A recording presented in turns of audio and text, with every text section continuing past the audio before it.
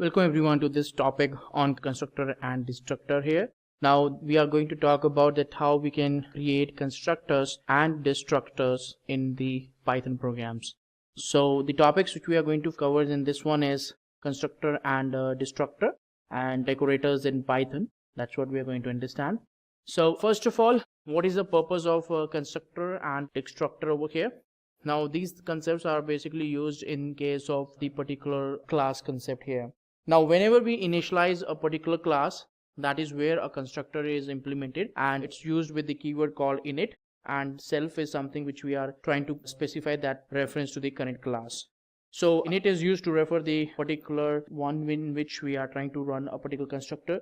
So usually in case of constructor, we always do some kind of initialization process so that once the class is particularly loaded up, so we will initialize some values, some attributes which we can use or we can refer to in multiple methods or something like that. Similarly, destructor also can be used, is basically defined with the keyword called del. Now if a particular object is created and we are basically trying to do the particular object, if the object is execution is completed, so what will happen? The destructor will be called, and both the constructor and a particular destructor is called in a particular sequence. So both of them can have, you can basically do some operations like in which you can have some file opened up into the case of constructor, and then you can further close them up in case of destructors. So these kind of typical implementations you can use in case of classes here, with which you will be pretty much able to have that how we can do the execution on this one.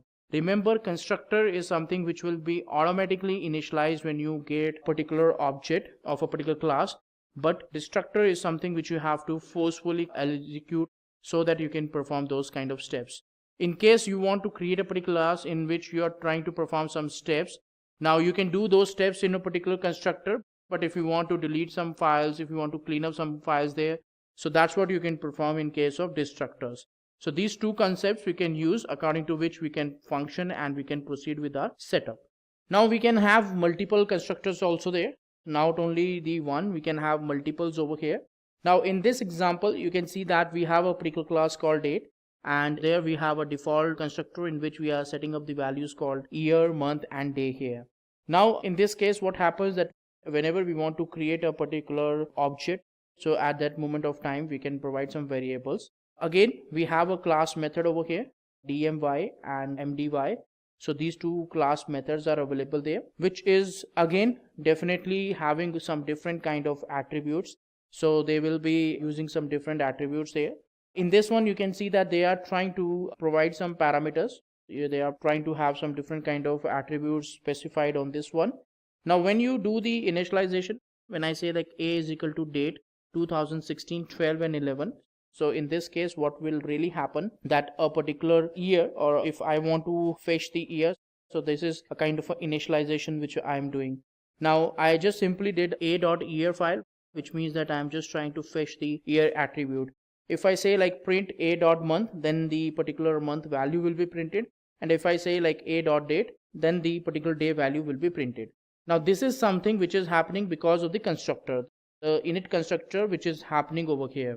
Now similarly, if in case we don't want to go for the constructors, we want to go for some other class methods. So in this case, I am saying like b is equal to date dot dmy, and in there I am just trying to give the value called day as 9. Now in this case, you can see the parameters itself is different. The position of the parameters is different here. Once this is done, what will happen in b.year value, you will be able to get the 2015, and in the last one you will be able to get 2014 over here. So you can see in this way that how exactly the different kind of constructors are there. Now the default one, you can see that we don't have to call any kind of class method. In the default one, definitely the parameters will be initialized, and the other class methods we can always use to perform that particular configuration. So these are the different ways that how we can go for multiple constructors and how we can make use of them by creating the objects and by calling up the different options. Now decorators in Python is a very important here for the overall Python programming mechanism. Now in Python, function acts as object, and they can refer to, and they can particularly return some values also, and we can also have functions defined within the other functions also. We can have nested functions also. So decorators are used to wrap another function so that it can extend the behavior of a particular wrapped function. So in order to extend, or in order to have the particular behavior extended of a particular function, we can use the wrap, and these wraps are known as decorators. So decorators helps to take functions as argument within another function. So that's another benefit which we get, that helps us to extend the default functionalities of function. Decorators call those functions that are used as arguments within the wrapped function. So this is the real purpose of using the decorators. Now with a particular proper example, we will be able to see that how it really happens. Now in this case, we have a particular method called method1, in which we are trying to give a particular argument as function. Now we have an inner method over here which is printing like welcome to Edureka, and we are calling off the function called arg_func, and then we are trying to print execute is done. So between the welcome to Edureka and the execute is done, we are trying to run a particular function which is passed on as a particular argument. So you can see that method 1 is being given a particular argument called function. So you not only can give the keywords or strings or integers or actual values, you can also pass on the particular functions here. Now we have another method called method 3, in which we are trying to print simple hello Python here. Now in the calling mechanism, you can see that we are trying to have a mechanism where we are saying that argument is equal to method 1 with a particular argument called method 3. So we are giving method 3 as an argument to the method 1, so which will really mean that the particular method 3 will be executed between the execution of welcome to Edureka and execute is done. So arg_func will be replaced with method 3, and that's how you will be able to get the overall mechanism. Now the main part is the decorators here. Now argument is equal to method 1 bracket method 3. This is what I'm trying to make argument as a function, in which I'm calling a function inside a function here. So you cannot directly call a particular function with a particular argument with a function as an argument there. Instead, you have to create a decorators over here, and in this case we are using the arguments as a particular decorator. So in which the function is provided, I'm passing on the method 1 as a function to the argument here, but also I'm using, or I'm giving the method 3 as an argument to the method 1. And once this is executed, you will see the end result like welcome to Edureka, then hello Python is executed and then executed there. So with this you will be able to see these 3 different outputs executed all together, and you will get a series of details or information about this one. So this is how the decorators are used and implemented in Python programming language. So let's see about some examples here and try to understand that how exactly these different concepts and these execution works. So let's go to the Jupyter there and try to run some examples on this one. Now let's go with these particular demos on this one here. Now we have a particular class and we are running this over here in this one. We are just trying to call upon a particular method of this particular class, and that's what we are trying to do here. So this is the complete document here in which we are trying to see that how the different executions can be performed in this one. So in this second example, we are making use of the self1 here. Now we have a class Edureka in which we have method 2 here, and we are defining self. Now when we are doing like object 2 is equal to Edureka, so what is happening that we are simply trying to run the particular Edureka. The object is created here. Now when I run the particular method 2 here, it's just trying to print the self here, which is nothing but the class. Definitely it will print the particular class object of Edureka. That's what printed here. Now second, it also printed the ID of this one. So this class ID is this which we are getting here. Since the particular object is holding up the class only, so it's an object of a particular class. So that is the reason why when I do the ID on object, that is also showing us the same memory address here. Memory address is of class of the self itself, and this is of the particular object. This next example, we are using the same method 3 here. So method 3 is available here. In this one, we have a particular print statement called hello. We are giving like these 2 arguments in this one. We have a particular object 3 here, which is showing that Python. Now that's what we are trying to create a particular class here. And of this particular object 3 method, we are trying to call that one in this. So with this, what will happen that we will be able to give, or we will be able to execute, and it will print hello, and the programming is also printed over there. So here we are not using the self keyword, but here we are using the particular name of the class. So you can either give the self keyword or you can use the class name. Now once it is done, so you will be able to get the hello programming over here, because this A will be replaced with programming, and here it will be concatenated and will be printed to you. Now let's talk about the variables and attribute scope. Over here we have a global variable called 10. Then we are using a particular class animal, and we are using a local variable as 20. Now in this method 4, I am using a particular print statement, and I am saying like local variable is equal to plus, like it will be like local variable is equal to local variable plus 1. So plus is equal to is the shorthand for that. So local variable value is getting particular executed and 1 is getting added there. So what will happen that a particular 21 value will be printed. First statement will be the print statement, welcome to animal class, and then the second value will be 21, because the value of local var is 20 and 1 is added to that. That is the reason why 21 will be printed. Now how this is happening? Because when I'm calling, I'm using a particular object called tiger and putting up a particular class variable here. This is a particular object which I have created and I have called with method 4. So these two statements are getting executed because I have called the method called method 4. Now when I am trying to run for the global variable, that will be the 10 value that is always present, because that's the particular global value. Now when I'm trying to search, or when I'm trying to get the value of tiger.localvar, now we know that local var is something which is modified as 21. You can see here that this self keyword is used, which means that I'm trying to override. This is not a local function variable inside this particular method here. It is actually this class variable which is getting overridden. This one is nothing but trying to fetch the particular class variable over here, and that is where you will be able to get the value 21, because it's already modified. This is animal.localvar is something which we are trying to fetch. So we are getting 20 value over here because it's modified. It's defined at the level of class. So this particular variable will be printed on as 20 here. And similarly, we are trying to have like animal.localvar25. So only because this is a class variable which we are trying to modify. So here this particular value, when we are trying to fetch like animal.localvar, that is where we are getting 25. But tiger.localval, which is nothing but the object, that will always remain 21. So that particular value is getting modified because of the method 4 function there. But if you want to change the particular class variable, which is this one, local_var, in that case you can always use the particular name of the class directly. So this is accessible through the class, that is why it's called as particular class variable, and this is a normal variable which is because fetched from the particular tiger object.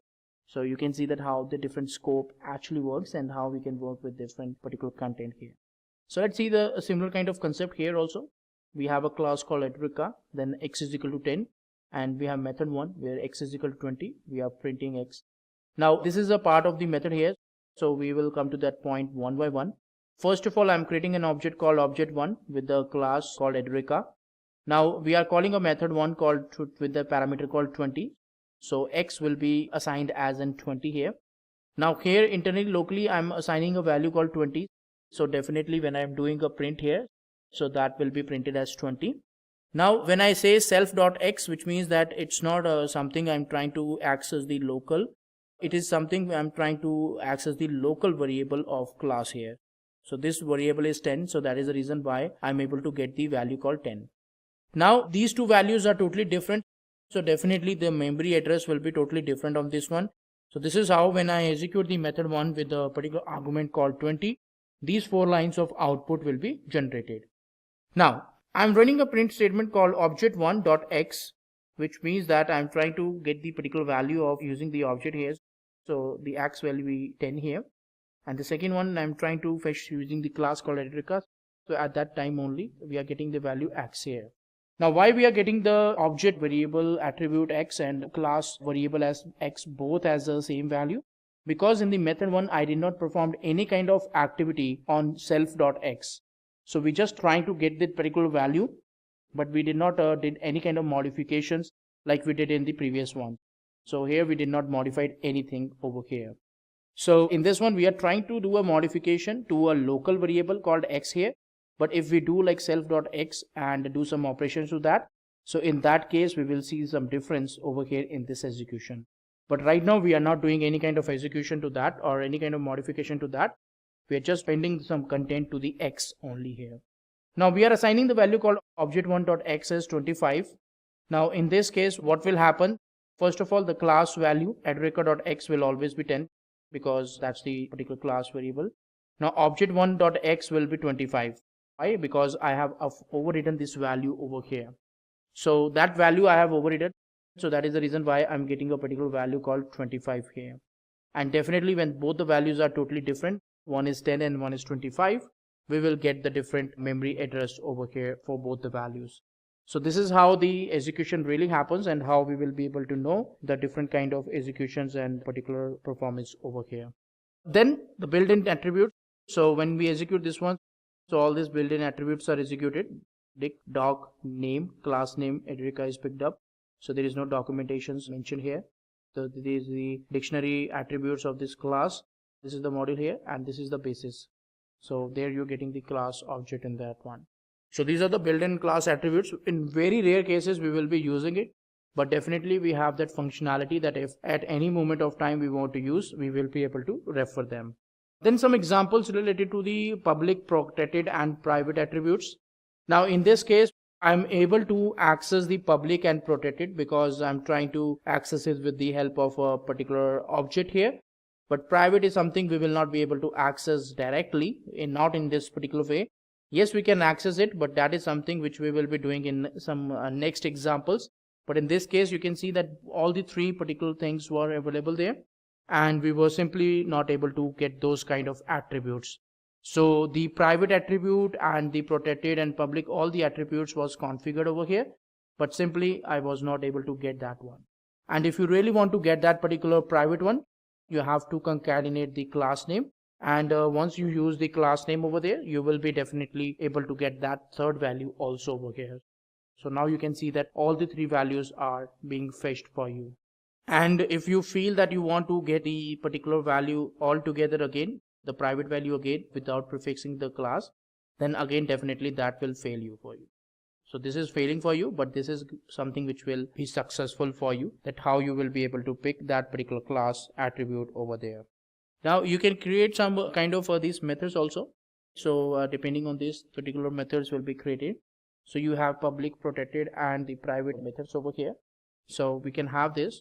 Now just like the particular attribute, just like the particular ways that we have executed in the previous ones, we will not be able to have any kind of access. Here we are trying to get those attributes, public, private and protected. Similarly here also, if you see, the implementation is almost same only. So when we try to access the private, so private will only be able to accessible when we append the particular class name over there. So using the class name, that is the way that how we will be able to fetch the private one outside the class. As you can see that all of them are getting successful. If this employee keyword is somehow missed out, definitely you will not be able to fetch or you will not be able to call upon it. So this is very important when you want to call it outside a particular class here. Now here we have a class employee, we have domain data. This is the same thing which we have done in the particular theory concepts also. So here what we are happening is that we are assigning the value called big here, and the particular ID is 101. So we are providing these two attributes, we are setting up these attributes of this object, and that is the reason why when I'm trying to do a particular fetch of these attributes, I will be able to get the same one. Similarly, I have established a particular class variable I have provided over here as small. So when I'm trying to fetch that value, so I'm getting a particular attribute called small here, and that's how I will be able to get the employee ID as 100, because I am not overriding that value, and the same value which is available there in the class will be printed on over here, and the particular object one attributes will remain there itself. So you can see that you can override the values, you can override these attributes there, these variables mentioned in the class, but if you're not doing it, then all the default values will be picked up. Similarly here also we can see that the same kind of approach is there. So we are trying to have a particular domain over here as in data and employee ID as 100. Now here we are setting up the particular domain as a particular big here, and we are setting up the employee ID as 101, and similarly we have object 2 here with the employees. So we have employee here, object 2, and we have a particular employee here in this one. Now in this case what is happening that the value is not getting overridden because of the fact that we were using some constructors over here in this one, and this really helps us to set the particular value. So object 1 dot domain is something which is coming up as in data, and the 101 is setting up as the employee ID. So these two values we are getting up over here. And similarly for object 2, since we were not using any kind of overriding mechanism, so the same values has been picked up over here.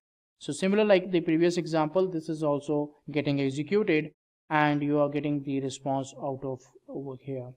Now let's talk about the constructors and destructors over here. Now in this one we are having a constructor where I'm trying to print a particular statement called constructor.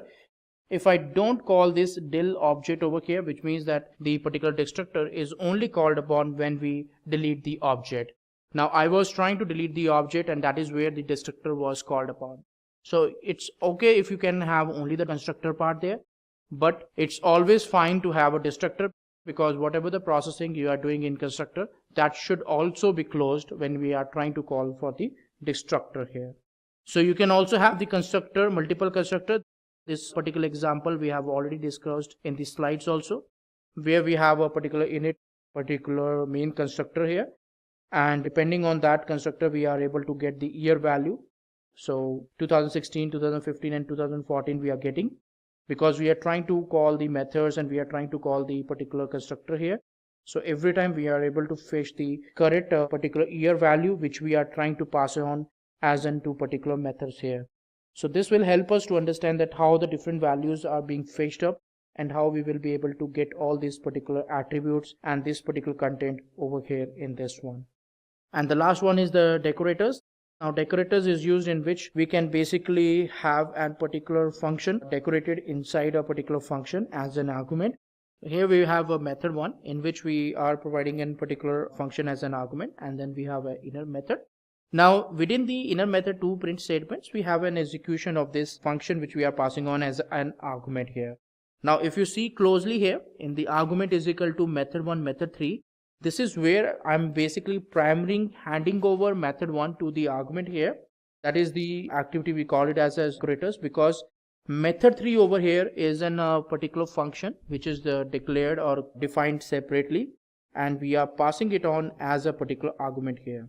This is the way that how we can actually give or we can decorate a particular function inside a function, so that we can have some kind of generic executions over here. And the last one is also related to the decorators, which is again trying to explain us that how we can give a particular function called upon or executed over here. And in this one we are trying to have the two values like 10 and 20 assigned over here. So this is the function 3. We are just trying to do the function 3 here, and in this one we are trying to have two values like 10 cross 20, which will be printed as in 200 over here. So this is the way that how you can have the execution. And what really happens over here that primarily what happens is that function 1, this is the decorator we are trying to use over here, that first of all the particular function 1 will be executed, and this function 1 is something which we are trying to execute, and then what will happen that the print statements like welcome to 1, welcome to 2 and welcome to 3 will be executed over there. So we have a particular function declared, function 3, in which we are just trying to do a particular welcome to 3 execution here, and it's just returning a value called x into y. Now here then as an argument here, argument function, we are trying to provide that value, and corresponding to the value the multiplication of 10 cross 20 will happen, and it will show us the value called 200. So these are some of the examples which really helps us that how we can use some basic classes concepts, oops concepts, and the decorators functions. All these things can be understood with this live examples here. So that's it for this particular demo. So we saw some good amount of demos and some practical scenarios to understand in depth that how this different execution really happens and how we were able to get all these particular programs executed properly.